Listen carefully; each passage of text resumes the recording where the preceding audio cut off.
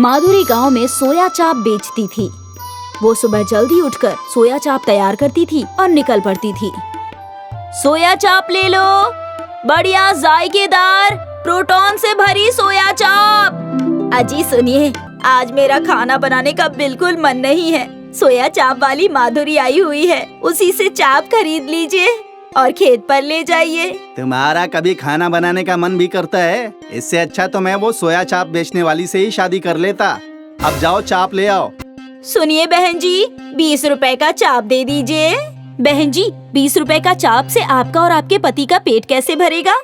दोनों कितने दुबले पतले होते जा रहे हैं। अरे कम से कम 50 रुपए का चाप खरीदिए, ये प्रोटॉन से भरपूर है। अरे प्रोटॉन नहीं होता, प्रोटीन होता है। हाँ हाँ, मैं तो वही कह रही हूँ। माधुरी अपने मधुर स्वभाव और मीठी बोली से लोगों का दिल जीत लेती थी। अरे ओ काकी, अब आपकी तबीयत ठीक है या नहीं? हाँ हाँ बिटिया, रामपुर से दवाई लेकर आई हूँ, अब थोड़ा आराम है। सोया चाप खाइए काकी, प्रोटॉन से भरपूर होती है, ताकत देगी। ठीक है बेटी, अब इसकी दे दो। अरे ओ शुकरपुर वाली मौसी, आपकी लड़की को क्या हुआ? वो हमला थी ना? लड़का हुआ है। अरे वाह मौसी, मिठाई खिलाइए इसी बात पर। चल घर चल, मिठाई भी खिलाती हूँ। माधुरी शकरपुर वाली खाला के घर जाती है। वहाँ जाकर मिठाई तो खाती है, साथ में चाप भी बेच आती है। इस तरह माधुरी सोया चाप बेचकर अच्छी कमाई कर लेती थी। माधुरी के घर पर उसका पति बीमार और एक बेटी थी। आ गई अम्मी, आज फिर अब्बू को बेहनतहा खांसी हो रही थी। अरे उन्हें तो खांसी आती ही रहती है। ये तो मेरी बदकिस्मती है कि तेरे अब्बू से मेरा निकाह हो गया।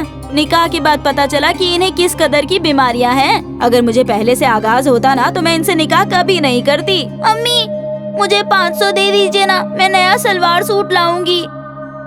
अभी पिछले हफ्ते ही तो तूने नया सूट खरीदा था, अब फिर से नया सूट? मैं ये पैसे तुम्हारे निकाह के लिए बचा कर रख रही हूँ और तू है कि दिन ब दिन कपड़े खरीदे जा रही है। अरे सारे पैसे कपड़ों में लगा देगी तो लड़के वालों को दहेज क्या दूंगी मैं? मुझे जरा भी परवाह नहीं है दहेज की। सूट के पैसे दीजिए वरना छोड़कर चली जाऊंगी मैं। मजबूरी में माधुरी को अपनी बेटी को पैसे देने ही पड़े। काश किसी तरह मैं जल्दी से रईस हो पाती। गाँव में ढाकन नाम का एक सपेरा रहता था। एक दिन जब माधुरी सोया चाप बेचते हुए ढाकन के घर के पास से निकल रही थी तो उसने देखा कि ढाकन एक सांप के आगे बीन बजा रहा है और सांप सोने की मोती उगल रहा है। माधुरी ने सोचा अगर वो सांप उसे मिल जाए तो वो भी जल्दी से रईस हो जाएगी। माधुरी ढाकन के घर के अंदर गई। और ढाकन भैया, क्या हाल चाल है? बीवी बच्चे सब खैरियत हैं? हाँ माधुरी बहन, सब खैरियत से हैं। आपको ये सांप कहाँ से मिला जो सोने के मोती दे रहा है? अरे माधुरी बहन, क्या बताऊं, अभी कुछ दिनों पहले की बात है। हर जगह लॉकडाउन लगा हुआ था। मैं शहर जाकर सांपों का खेल नहीं दिखा पा रहा था क्योंकि लोग घरों से बाहर ही नहीं निकल रहे थे। एक दिन ऐसा भी आया कि मेरे घर वालों को फांका करने की नौबत आ गई। मैं एक दरख्त के नीचे बैठकर रोने लगा। वहाँ मुझे एक सांप पड़ा हुआ दिखाई दिया। सांप जख्मी था, शायद उसके ऊपर से कोई गाड़ी गुजर गई थी। मैंने सांप की मरहम पट्टी की और उसे दूध पिलाया। अब मुझे पता चला कि ये मामूली सांप नहीं है। इसके आगे बीन बजाओ तो ये सोने की मोती देता है। सब अल्लाह का करम है। अगर ये सांप उस दिन नहीं मिलता तो पता नहीं मेरा और मेरे घर वालों का क्या होता। माधुरी उस सांप को हासिल करने की तरकीबें सोचने लगी। वो सांपों का खरीद फरोख्त करने वाले के पास गई। उसने ढाकन के सांप जैसा एक मामूली सांप खरीद लिया और उस मामूली सांप को सोया चाप वाली मटकी में रख लिया और सोया चाप बेचने के लिए ढाकन के घर पहुंच गई। ढाकन भैया, आज मैं बेहद खास सोया चाप लेकर आई हूँ। गांव में सभी लोगों ने इसका जायका चखा है, थोड़ी सी बची है, आप भी ले लीजिए। अच्छा, खास चाप बनाई है तो मैं भी जरूर खाऊंगा। मैं जरा बावर्ची खाने से बर्तन ले आऊं। ढाकन जब अंदर बर्तन लेने चला गया तो उसी दरमियान माधुरी ने सोने के मोती देने वाले सांप को अपनी मटकी में रख लिया और उसकी जगह वो मामूली सांप ढाकन के घर में छोड़ दिया। लो माधुरी, सोया चाप को इस थाली में रख दो। अरे माधुरी बहन, पैसे तो लेती जाओ। पैसों की क्या बात है ढाकन भैया, वो तो मैं कभी भी ले लूंगी। माधुरी को सोने के मोती पाने की बेहद जल्दी थी। वो जल्दी से अपने घर पहुंची। उसने मटकी से सांप निकाला और सांप के सामने बीन बजाना शुरू कर दिया। हे नाग देवता, अब जल्दी से सोने की मोती दे दीजिए। सांप ने अपने मुंह से मोती की जगह एक तेज फूंकार मारकर ढेर सारी आग निकाली। अरे रे, मैं मर गई रे, जला डाला मुझे इस सांप ने, कोई मुझे बचाओ। मैं जरूरतमंदों की मदद करता हूँ, लेकिन तुमने लालच में मेरा इस्तेमाल करना चाहा, इसलिए मैंने तुम्हारा चेहरा जला दिया। नाग देवता, कृपया मेरा चेहरा ठीक कर दीजिए। मैं हाथ जोड़ती हूँ, मैं पैर पड़ती हूँ, मैं इस जले हुए चेहरे के साथ नहीं जी पाऊंगी। मैं अब जिंदगी में कभी भी लालच और चोरी नहीं करूंगी। ठीक है, पहले मुझे ढाकन के घर छोड़ कर आओ। माधुरी ढाकन का सांप वापस दे आती है, तब जाकर सांप उसका चेहरा ठीक करता है। माधुरी गांव में सोया चाप बेचती थी। वो सुबह जल्दी उठकर सोया चाप तैयार करती थी और निकल पड़ती थी। सोया चाप ले लो, बढ़िया जायकेदार प्रोटॉन से भरी सोया चाप। अजी सुनिए, आज मेरा खाना बनाने का बिल्कुल मन नहीं है। सोया चाप वाली माधुरी आई हुई है, उसी से चाप खरीद लीजिए और खेत पर ले जाइए। तुम्हारा कभी खाना बनाने का मन भी करता है? इससे अच्छा तो मैं वो सोया चाप बेचने वाली से ही शादी कर लेता। अब जाओ, चाप ले आओ। सुनिए बहन जी, 20 रुपए का चाप दे दीजिए। बहन जी, 20 रुपए का चाप से आपका और आपके पति का पेट कैसे भरेगा? दोनों कितने दुबले पतले होते जा रहे हैं। अरे कम से कम 50 रुपए का चाप खरीदिए, ये प्रोटॉन से भरपूर है। अरे प्रोटॉन नहीं होता, प्रोटीन होता है। हाँ हाँ, मैं तो वही कह रही हूँ। माधुरी अपने मधुर स्वभाव और मीठी बोली से लोगों का दिल जीत लेती थी।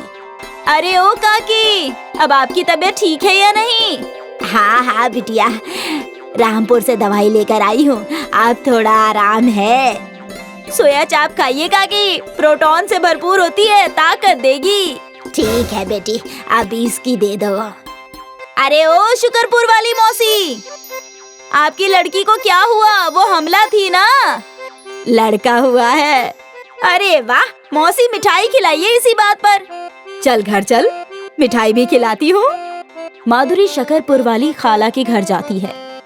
वहाँ जाकर मिठाई तो खाती है, साथ में चाप भी बेच आती है। इस तरह माधुरी सोया चाप बेचकर अच्छी कमाई कर लेती थी। माधुरी के घर पर उसका पति बीमार और एक बेटी थी।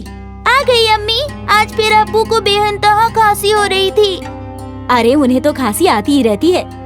ये तो मेरी बदकिस्मती है कि तेरे अब्बू से मेरा निकाह हो गया।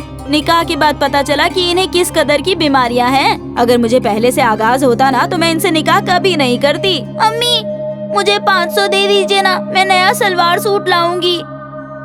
अभी पिछले हफ्ते ही तो तूने नया सूट खरीदा था, अब फिर से नया सूट? मैं ये पैसे तुम्हारे निकाह के लिए बचा कर रख रही हूँ और तू है कि दिन ब दिन कपड़े खरीदे जा रही है। अरे सारे पैसे कपड़ों में लगा देगी तो लड़के वालों को दहेज क्या दूंगी मैं? मुझे जरा भी परवाह नहीं है दहेज की। सूट के पैसे दीजिए वरना छोड़कर चली जाऊंगी मैं। मजबूरी में माधुरी को अपनी बेटी को पैसे देने ही पड़े। काश किसी तरह मैं जल्दी से रईस हो पाती। गाँव में ढाकन नाम का एक सपेरा रहता था। एक दिन जब माधुरी सोया चाप बेचते हुए ढाकन के घर के पास से निकल रही थी तो उसने देखा कि ढाकन एक सांप के आगे बीन बजा रहा है और सांप सोने की मोती उगल रहा है। माधुरी ने सोचा अगर वो सांप उसे मिल जाए तो वो भी जल्दी से रईस हो जाएगी। माधुरी ढाकन के घर के अंदर गई। और ढाकन भैया, क्या हाल चाल है? बीवी बच्चे सब खैरियत हैं? हाँ माधुरी बहन, सब खैरियत से हैं। आपको ये सांप कहाँ से मिला जो सोने के मोती दे रहा है? अरे माधुरी बहन, क्या बताऊं, अभी कुछ दिनों पहले की बात है। हर जगह लॉकडाउन लगा हुआ था। मैं शहर जाकर सांपों का खेल नहीं दिखा पा रहा था क्योंकि लोग घरों से बाहर ही नहीं निकल रहे थे। एक दिन ऐसा भी आया कि मेरे घर वालों को फांका करने की नौबत आ गई। मैं एक दरख्त के नीचे बैठकर रोने लगा। वहाँ मुझे एक सांप पड़ा हुआ दिखाई दिया। सांप जख्मी था, शायद उसके ऊपर से कोई गाड़ी गुजर गई थी। मैंने सांप की मरहम पट्टी की और उसे दूध पिलाया। अब मुझे पता चला कि ये मामूली सांप नहीं है। इसके आगे बीन बजाओ तो ये सोने की मोती देता है। सब अल्लाह का करम है। अगर ये सांप उस दिन नहीं मिलता तो पता नहीं मेरा और मेरे घर वालों का क्या होता। माधुरी उस सांप को हासिल करने की तरकीबें सोचने लगी। वो सांपों का खरीद फरोख्त करने वाले के पास गई। उसने ढाकन के सांप जैसा एक मामूली सांप खरीद लिया और उस मामूली सांप को सोया चाप वाली मटकी में रख लिया और सोया चाप बेचने के लिए ढाकन के घर पहुंच गई। ढाकन भैया, आज मैं बेहद खास सोया चाप लेकर आई हूँ। गांव में सभी लोगों ने इसका जायका चखा है, थोड़ी सी बची है, आप भी ले लीजिए।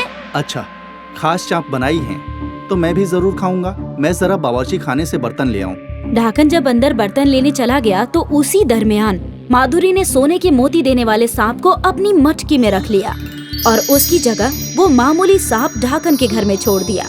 लो माधुरी, सोया चाप को इस थाली में रख दो। अरे माधुरी बहन, पैसे तो लेती जाओ।